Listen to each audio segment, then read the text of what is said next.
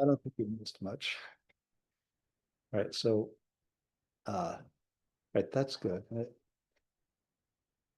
right, so anyway, they use a bonding method to get this V0. Then they say the fractional free volume is the density number minus the thing Bondi calculated. So this is always smaller than the actual density because there's extra space in the thing. And then divide by the volume, the total volume of the system, you get the kind of the percent open space in the thing. Which you think this sounds pretty bogus. Like this is totally sounds bogus, but and then they say like, well, we can kind of like an Arrhenius thing. We have something over something exponential minus gives you something. So then you can say, oh, it works. Like you can get permeability. So log of this is one over that. That seems to work pretty good for a lot of stuff. So this paper there's a section, just this section in the paper about that, but then they talk later on about actually, you can probably find it by just doing this. There's another section where they talk about how that changes with temperature and things. So anyway, how aging. So if you have more free volume, so there's an issue that the membrane changes with time. So they can do the same thing with how's your transport rate going to drop with time. It also goes with the amount of free volume. If you have more free volume, there's more to lose, because that's what the idea goes. So you lose it faster. Anyway, so it's that business. And then what they miss in this paper and in the other paper is like this idea that there's a lot more complex ways of looking at these things than that, like for instance, this from 90, what year? I think, 92. Okay, so a long time ago, they're looking at polyimide films, transport, and they're going to use the first computer model ever or something. It looks like it's pretty simple. So, but they say like, well, that's the free volume, like they can see it, right? But it isn't exactly like just 1 over the free volume, because this is what they say happens. So they say, well, the molecule is going to like spend a lot of time in that hole and it's going to zip through and go to another hole.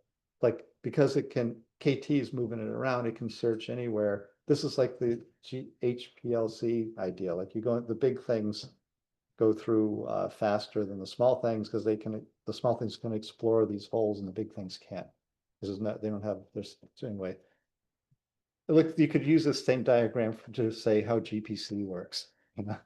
So anyway, it's saying like the thing's stuck in the hole and then it zips through. Right. So that's not 1 over the free volume exactly. That's like there's a mechanism going on in the thing. So you can see it with a computer simulation. So another thing that they miss is that the free volume can be measured with a thing called positron annihilation. So you can make positrons, which are kind of antimatter. You get a piece of metal that emits them. And as far as I know, and then you put it next, or you can get some kind of accelerator that can make positrons. So positrons, when they hit matter, they disappear.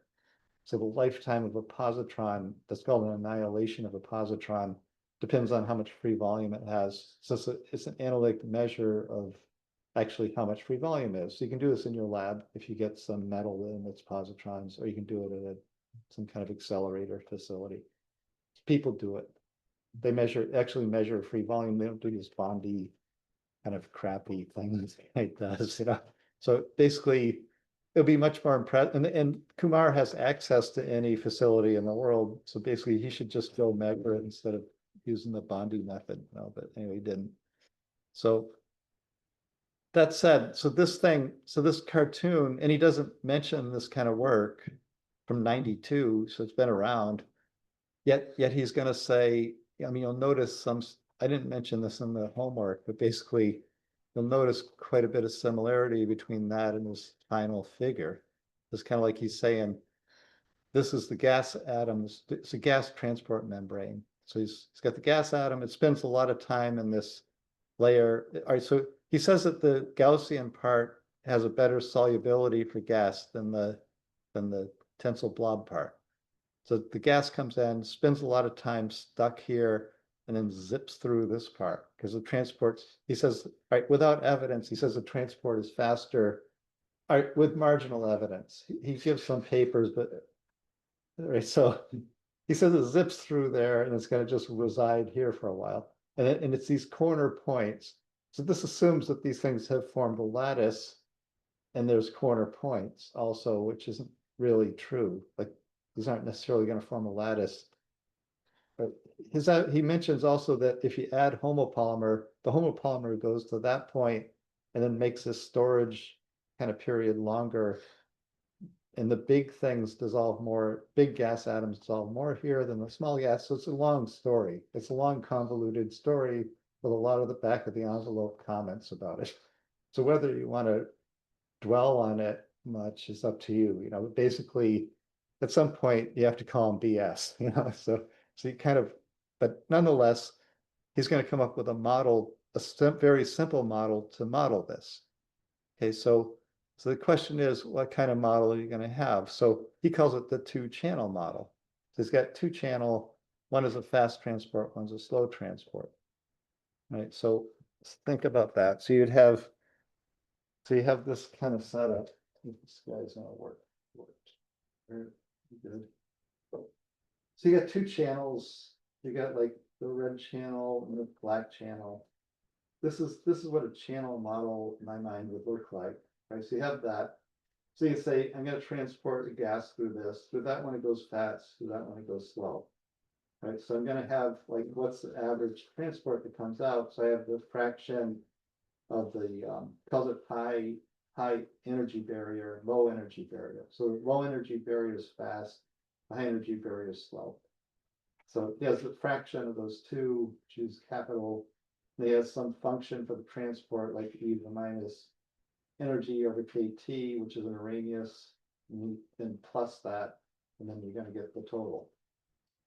So you're going to have, so in that case, the high energy barrier part kind of isn't that important. It's just how much of the fast part covers kind of what's the coverage of that thing, how much you have, right? So that's called an arithmetic mean.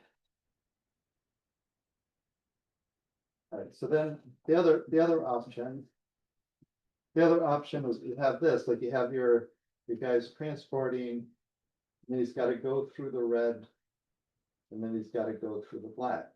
It comes out. Okay, so that will be a harmonic mean. These are all like what you call resistive models. So there's a paper in here that kind of uses resistive models and more or less explains it. The idea is it's like an electric circuit.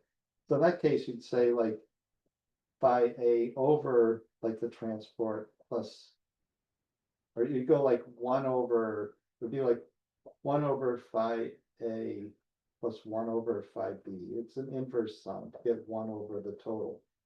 It's like a harmonic average. In that case, so in this case, the fast one dominates. In this case, the slow one dominates. It's like we did before. Two kinds of means. There's also a geometric mean where it would be like the fast transport times the slow transport, take the square root. That's another kind of mean. It's kind of like three main means, but what? The only difference is He only has the one model. It's this model. That's his cartoon. I mean, no, that's not his cartoon. This is his cartoon. That's his model. That's the problem. They aren't the same. So, and then, I mean, a third model would be like a geometric mean. I don't know how to draw that. I never really thought about that. You could do, there's other kinds of means. There's means of like different moments and things. But basically, these are the two simplest means, like the arithmetic or harmonic. If you have a system that's got two components in it, what's going to come out with? Usually you want to pick one of those two. If you look at these resistive models, they have combinations of these two. So you'd have like phi A plus, and then it would be like 1 over phi B, 1 over phi C. So you get like a harmonic and then combined with a arithmetic. So some part of it would be like this thing, some part would be like that. So this is where these resistive models for transport and membranes comes up. Anyway, it's kind of a mess. So let me see, go back. There's a paper in here about resistive models. That thing. resistance model. I think I just found this, but basically it's pretty good. He goes, so you can see like, if you have this setup, then this is going to be arithmetic average between white and dotted. Then this layer is going to be a harmonic mixture of dots and white. So if you wanted to add those up, you get some kind of thing like this. That's the one I just actually did, right? So it's an arithmetic and a harmonic averages, right, between the two. So he doesn't mention this in the paper. I think it's kind of, this is the main critique of the paper. So this picture that he has. I'm going to go over and dwell here with a slow transport by high solubility. Then I'm going to zip through this. That's not a channel model. That's those things are in series, right? So that's not right. And then when he does his equation for it, in other words, it should show two channels. The one goes fast, one goes slow, and you're going to get the moment that just the amount of the fast one, the amount of the slow one, add them together, you get the total. And it's mostly going to be the fast one that decides it, right? So whereas the other one, it's the slow one that decides it because it's stuck there. It's got a traffic jam, and then it gets to the part where there's no cars and it zips through.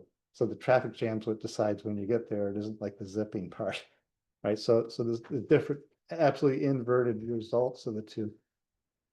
So as equation 7 shows you that he does, oh, let's just do this linear sum, even though the thing should be that the slow one's going to dominate this whole process. Right? He's saying the fast one dominates in this, and then it should be the slow one that dominates. Meaning that everything he says after this, which is all based on this, isn't right. Or his model's right, not right. Either you could change a cartoon or you could change the equation, but you can't have both. Right?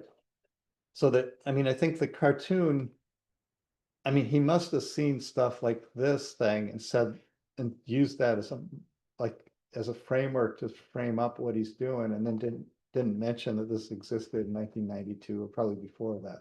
This idea that you have traps and the things can flow through. So anyway, so that's kind of where this goes. So he's got, I mean, these things are all, so there's things that look really complicated. So he ends up with what? Constant. So he's got the permeability, which is the diffusion times the solubility, has some Arrhenius behavior.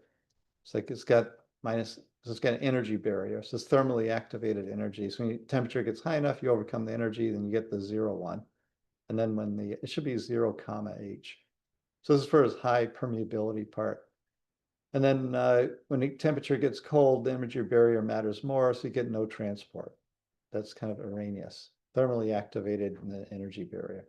So you have something like, and in this kind of thing, it's almost perfect because you have the gas atoms coming through and the barrier is the actual material that's there. And it has to squeeze through a little hole to get through. If it's got a lot of KT, it'll blast right through. If it doesn't, it's going to get stuck.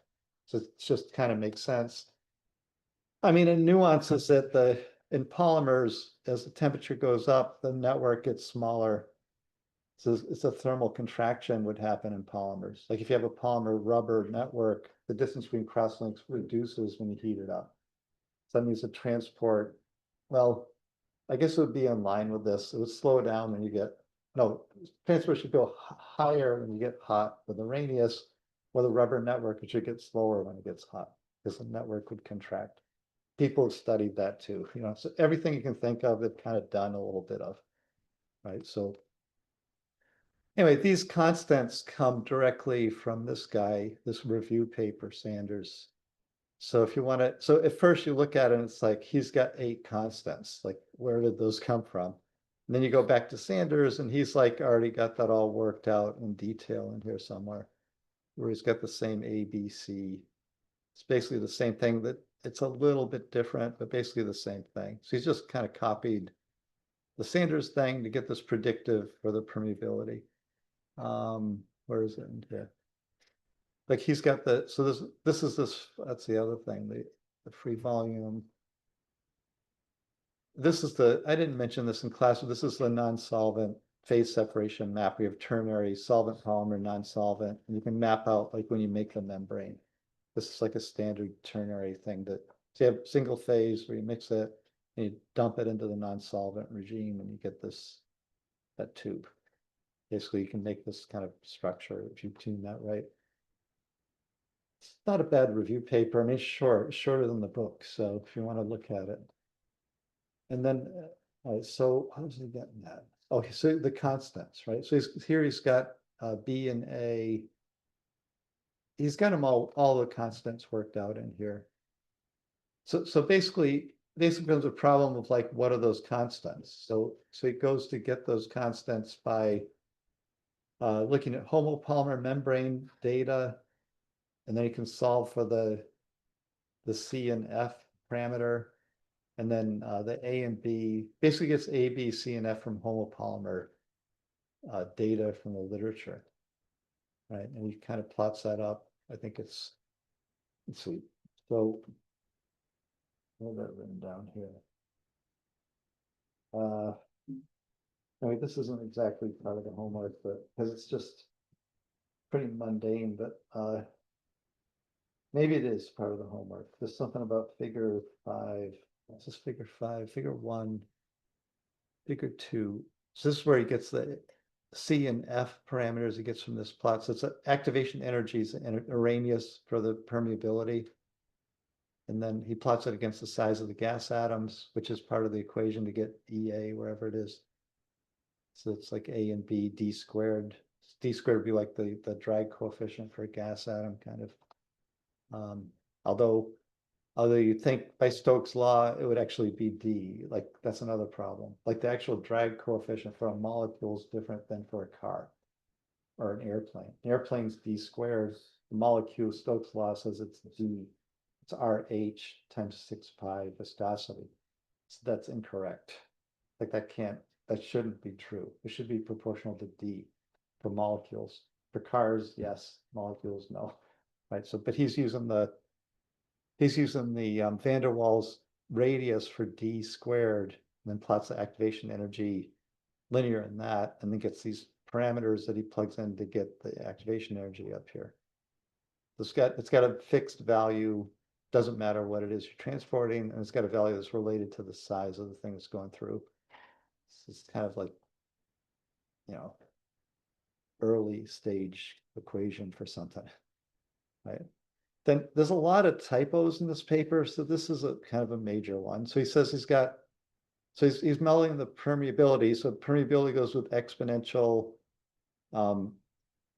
A E over KT, right, for the Arrhenius. But then he plots it here, and he says or he writes it here, A times E over R without the T. Like that's kind of an important factor because that's what tells you the enthalpic part versus the entropic part. So the entropic part is temperature dependent, so the T's cancel. The enthalpic part isn't temperature dependent, so you have to divide by RT, right? So that means you have enthalpy and entropy, and he says it's the enthalpy entropy compensation effect, but he writes the equation wrong. It's a little bit embarrassing, like to do that. And then there's also later on he's talking about figure 2 in detail, and he says in here figure 4. And then you look at figure 4, it's got nothing to do with what he's talking about. He's talking about figure 2. So he says like figure 4, and he says it many times, like figure 4, figure 4. So that makes you think in earlier versions of the paper, there was a figure 2 and 3 or something, that are missing now. So, and then what were they? Were they important or what? Anyway, so he's got that. There's more than that. There's a lot of typos in it that they didn't bother to like proofread it, or the journal didn't bother, or he didn't bother, whoever's responsible. In the old days, it was the journal. Now they don't do anything.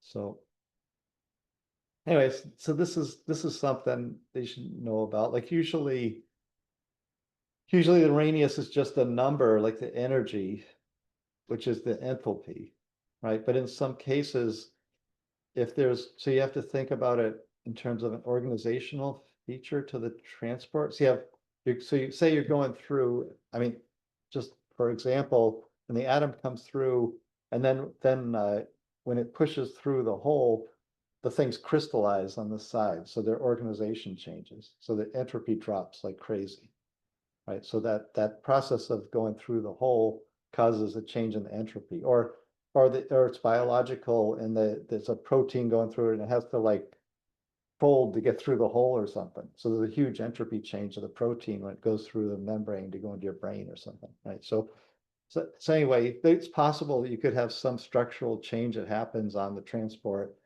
Then you would need like not just an enthalpy, you'd need an entropy, and that would mean you'd have a number, a constant, and then it would be something times t, so the t's cancel, and you get this thing over RT and just that thing, which would be entropy, like some kind of organization.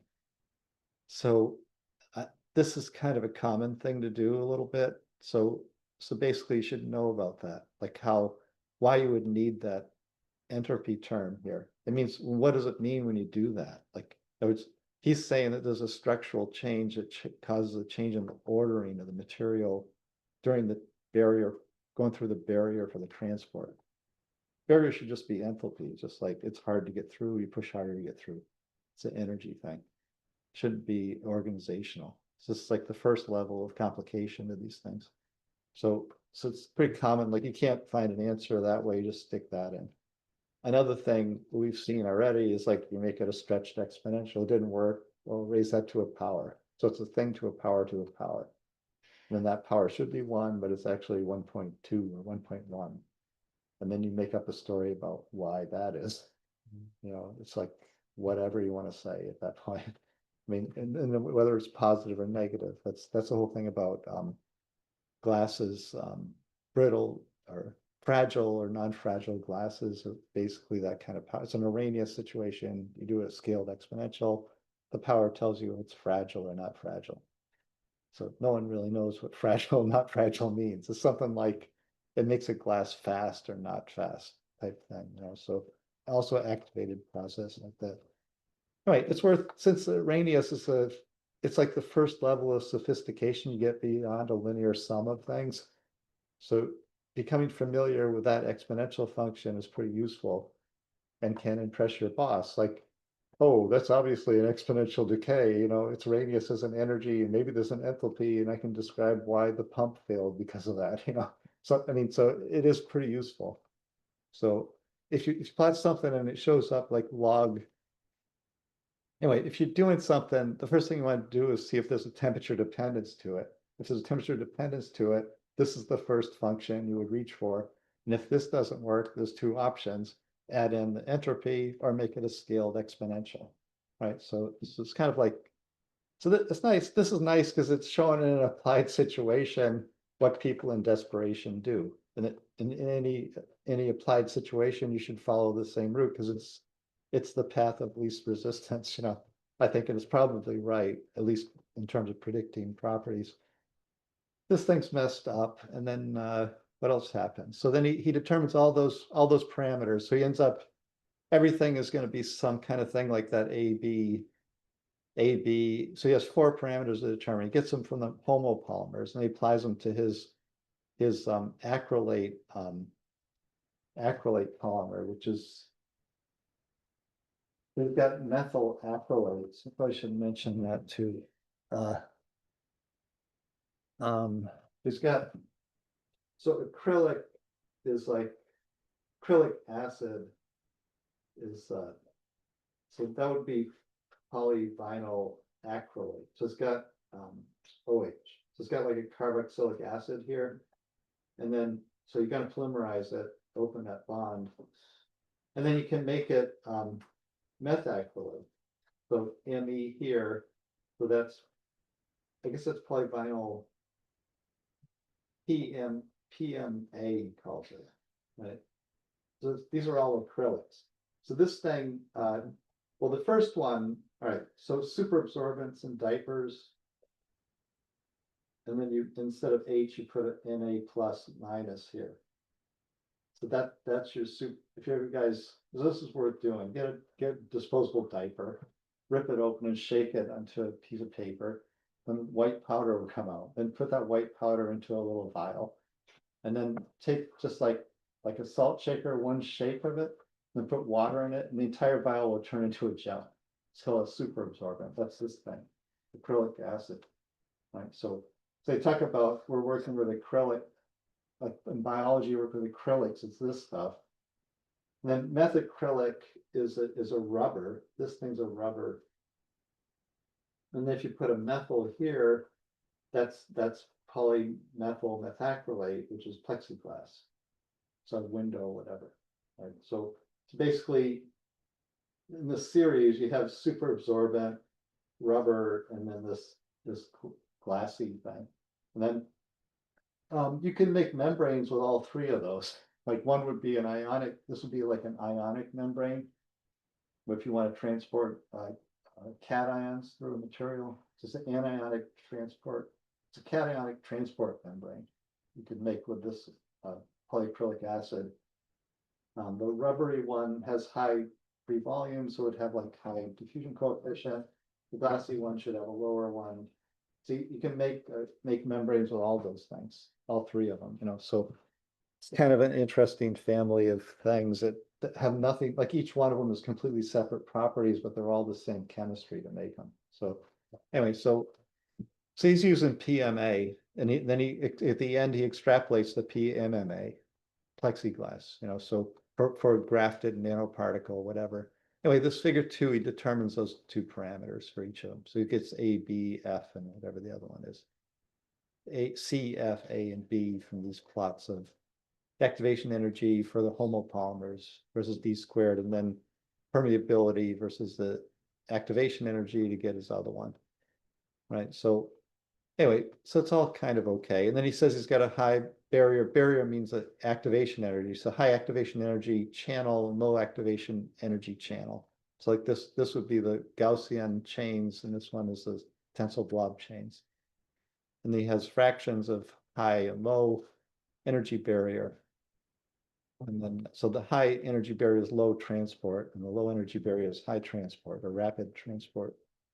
And then the solubility is better in the high barrier one, especially for the high molecular weight, high size gas. So he has all these gases he tries to look at through this. So he's got the permeability and the graph chain molecular weight. And from this plot, somehow he gets, so he doesn't show a fit to this with equation 7, but from this plot somehow, and it's a little bit mysterious, he gets phi H and phi L. So he's got phi H and phi L that are determined from a kinetic measurement, permeability measurement. And then he's got a cartoon. So, so what's phi H and phi L in this cartoon? Well, it isn't a morphological issue, it's a transport issue. Right. So you could have a very small amount of the Gaussian chain, and since it's slow transport, it could dominate the thing, so it might have a huge phi H, even though it's a small morphological feature. Right. So it's a little bit of like problem in drawing a morphological cartoon, which is inaccurate to begin with, but basically, and use it to model kinetic theory. See, this is a trap that you can fall into. The two things aren't the same, and there can be nuances to that you don't anticipate, right? So you might, wake up someplace weird, doing that. So it's better to keep kinetics and morphology separate if you can, But this is pretty common in rheology to predict the rheology based on a model like this, like a structural model. So, and he's doing it here with this. So, but every time you do that, you have to think you have to very carefully think about where you're lying to yourself about it, because it isn't true. Like, this is not a cartoon of transport. It's a cartoon of a morphology that doesn't really exist even. It only exists in the mind of Sanat Kumar, like, so, because it's not exactly. So there's no discrete transition, first off, at all. Like, that line doesn't exist. You couldn't get a micrograph of this. There's a lot of things. Another thing that's missing from the paper is never talks about the size of the particles. In fact, I don't even think he says like what the size of the particles are. He says they're nano, which means they're less than a micron. So that's a pretty big range. They're probably bigger than 10 angstrom. So between 1 nanometer and 1,000 nanometer, I guess, kind of what you can infer, but he never says like, in fact, there's no experimental part. Like, usually there's a materials or methods section to a paper, especially macromolecules, their format. He just has his theory and then the results. He never says like where he got his polymer, nothing, you know. I don't know. I didn't look this, maybe there's a supplemental that he doesn't mention though any supplemental either. So maybe there's a supplemental where he says like what, oh wait, complete contact information. Yeah, there's no supplemental. Uh, okay, so it's kind of weird. He doesn't say anything about like what he's doing. He just shows the measurements. He says in the beginning of the paper, he never even defines PMA until at the end. So you have to just assume it's methyl acrylate.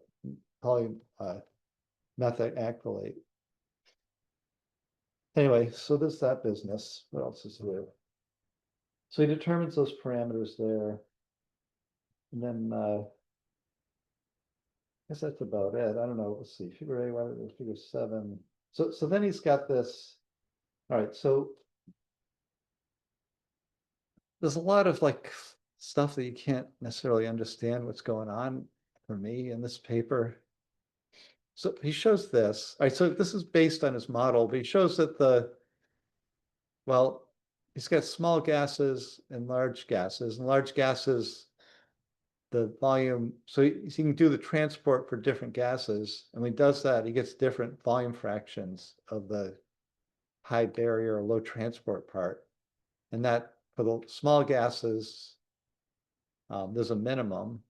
And then depending on when you change the length of the chains on the nanoparticles. And then for the large gases, it's flat, meaning you have a large amount of the low transport part, the high energy barrier, which is good. It means that means you get a selectivity from that. In other words, if there's less time spent in the slow part for the small gases, they're going to move through faster, so you get better permeability for small gases. And you want to separate. So if you're getting natural gas, you want to separate like methane from hydrogen and things. So the kind of things he wants to separate, this works pretty well. So so in the end, he's got a mechanism to get around that. He doesn't actually get around it. If it had gotten around it, it would be a Nature paper. You know, basically he doesn't get around it, but he has a mechanism to get around it, and he has an equation that could predict a mechanism to get around it. Right, so he has that the selectivity should drop with permeativity, but if you play around with this thing, you could get selective and you could get the top right corner of the plot from this if you mess around with it enough. That's the idea. So, but he doesn't actually do that, you know. So it's kind of like wandering around a little bit. So one thing that's really confusing of these things, and I haven't figured it out yet, but I did ask you to figure it out. So he's got this plot. He's got this, yeah. So he's got the total permittivity of his composite thing has an activation energy, right? For the total thing, including his high barrier and low barrier components in his equation 7. So he can, and these are calculations that he does based on equation 7 of this barrier for the permeability. And then he finds out that as he changes the fraction of high, so this is the gas atom he's trying to transport. He's trying to select between the large ones and the small ones, that this energy finds a plateau under certain conditions. So I haven't exactly figured out why that is. Like that, so that seems to be an important feature. And then he dwells on that. So he's got these plots of the same kind of thing. And then depending on what his parameters are, CFB, so he's messing around with those parameters, and he can get quite a bit different behaviors in this barrier thing with different fractions of, it's almost like Never Land, but my question is like, why does it have a plateau? That should be easy to answer. That should be clear cut, and he should say it, you know. And I think he does say it, but I haven't exactly found out where he says it. So as the particle size gets larger, there's some point where the energy barrier just becomes constant. So larger particles have a higher energy barrier, means it's harder for them to transport through. They have a lower permeability until you get to some size when it doesn't matter anymore and they have the same permeability. In other words, an elephant would be the same as a mouse in that region, getting through a forest or whatever, or a bunch of bamboo reeds. Right. So why is it that the elephant and mouse are the same for some high content fraction. I don't know why. It's pretty convoluted thinking, so you may end up doing some kind of, try not to strain your brain on it, but basically there's some reason, and he definitely says in this section why, but you're gonna have to like fish for it. I'll fish for it too. I'll probably figure it out someday, but I think that the whole, you can see the whole back section is about this plateau behavior with mythical. So he can just freely manipulate this phi h that experimentally determines. And then he could find some, through that process, the idea is to separate permittivity and selectivity. I mean, that's the goal of every membrane person. So I'm not sure even, so basically the last part, I'm not sure if it was because I was getting tired or what, but basically I couldn't figure out why there's a plateau. So I just said, ask you why. So we can figure it out. Let's see what this thing says. Got a little bit of time. So the radius, that's like the most important function, you know, it's like any kind of kinetics thing you're doing, that's a go-to thing. So, and then the tweaks are like this thing about adding in the entropy, and then what does that mean? So the review paper, the Sanders, and then Wusov, it's in Sanders equation 16, and Sanders is the same thing with the temperature.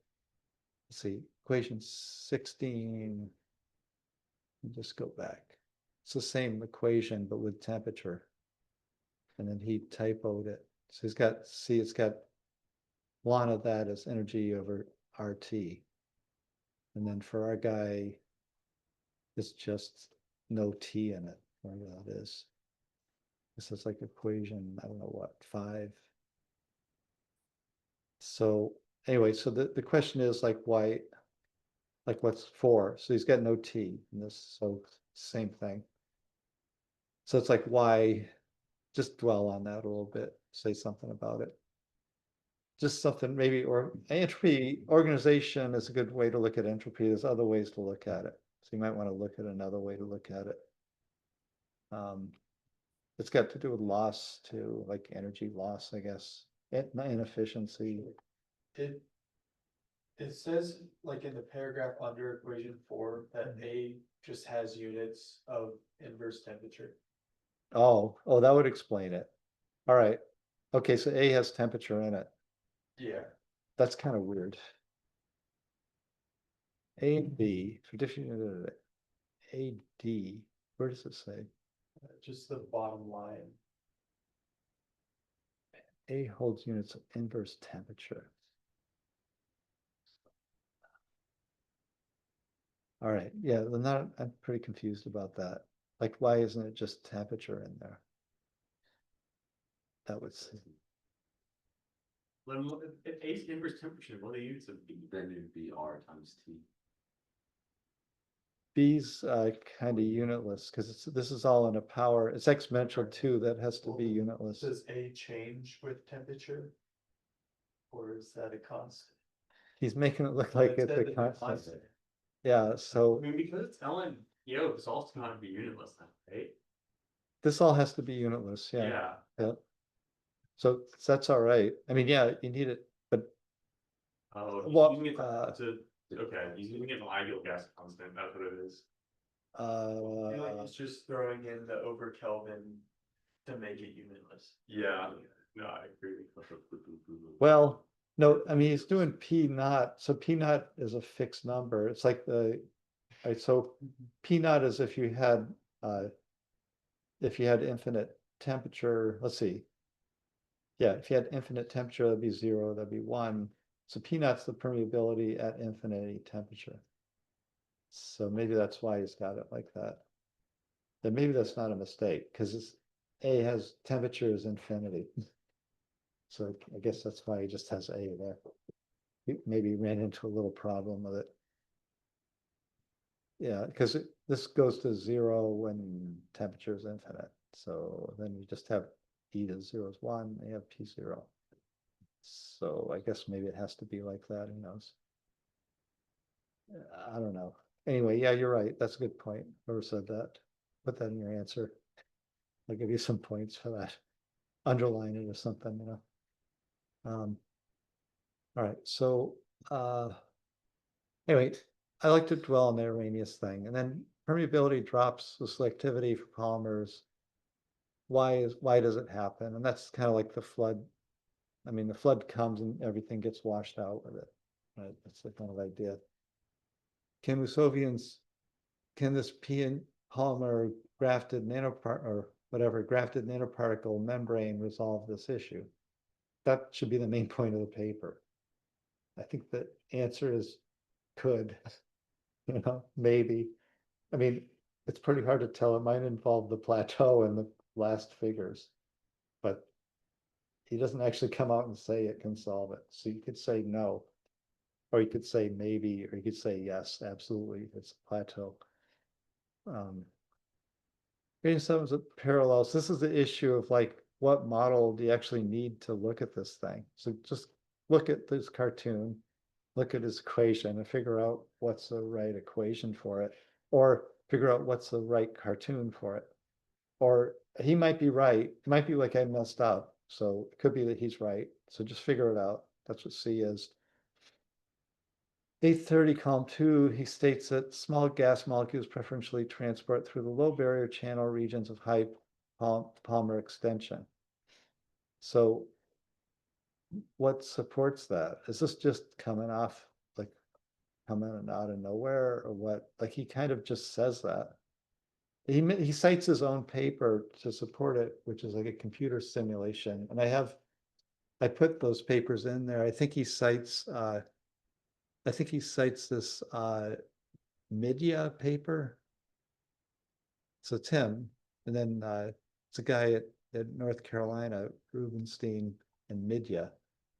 And it's a simulation. I tried looking at this, it didn't make that much sense to me. And then I think he also cites this Gillahara thing. So this Gillahara shows this minimum in the transport thing that he shows in his plot. It's a Midya one that has that thing in it. So, and then why do they show the plateau? I don't know the answer. You can try to read it so you can get. If there's no answer, you say there's no answer to that. But basically there should be an answer. It's a prominent feature of the things, and it's kind of the main distinction, but I couldn't exactly figure out why. So that's about it. Any questions or anything? We got 2 minutes, but all right, so I'll find another paper for Friday to put on this thing. It'll be hopefully like comprehensive or something like that. And then go through that on Friday and then whatever else. So. All right, so that's it, I guess. So there's no questions, right? All right, so that's it. Goodbye. Have a good one. So